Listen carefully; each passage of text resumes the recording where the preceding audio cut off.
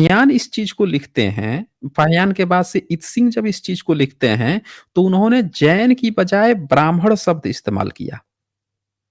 समझ रहे हैं? हाँ जी। उन्होंने कहा एक ब्राह्मण स्त्री, वो भी मैं आपको दिखाता हूँ।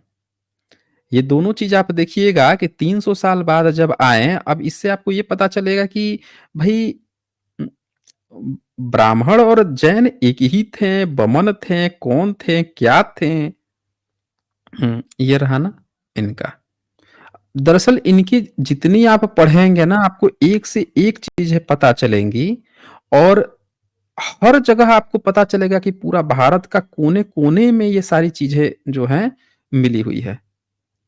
हाँ, ये देखिए ये कुकाली खाई से 800 पग दक्षिण की ओर एक ओर बढ़ी तथा गहरी खाई है। इस स्थान पर एक ब्राह्मण की कन्या, अब उसमें जैनी कन्या था, यहाँ पे आ गया ब्राह्मण की कन्या। कभी-कभी आप कन्फ्यूज़ हो जाओगे कि जैन ही ब्राह्मण थे या ब्राह्मण ही जैन थे। अनुवादक लो इसके अनुवादक भी ब्राह्मण हैं। मैं फ्रंट पेज दिखा देता हूँ आपको। इसके अनुवादक भी यही लोग हैं मुख्य। प्रकाशक चाहे जो हों लेकिन मेन जो अनुवादक लोग हैं, यही लोग हैं। ये देखिए ठाकुर प्रसाद शर्मा है, ये तो शर्मा है। अब उसने जैन लिखा था और इन्होंने लिखा ब्राह्मण और सेम कहानी वही लिखा। क्योंकि ये लोग जब घूमते थे ना तो हर उस जगह पर जाते थे घूमने के लिए। हाँ, ये देखिए।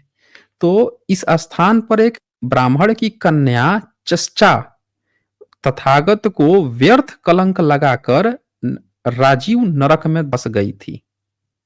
ठीक है? और आगे लिखते हैं बुद्ध भगवान मनुष्यों और देवताओं की भलाई के लिए धर्म के परमोत्तम सिद्धांतों का उपदेश करते हैं।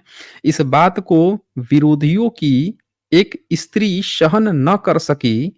उसने देखा कि तथागत बुद्ध एक बड़े भारी सभा में बैठे हैं और लोग उनके श्रद्धा और पूजा करते हैं। इस बात पर उसने विचार किया मैं आज ही इस गौतम की सारी कृति को मिट्टी में मिला दूंगी जिससे मेरे आचार्यों की प्रतिष्ठा बनी रहे।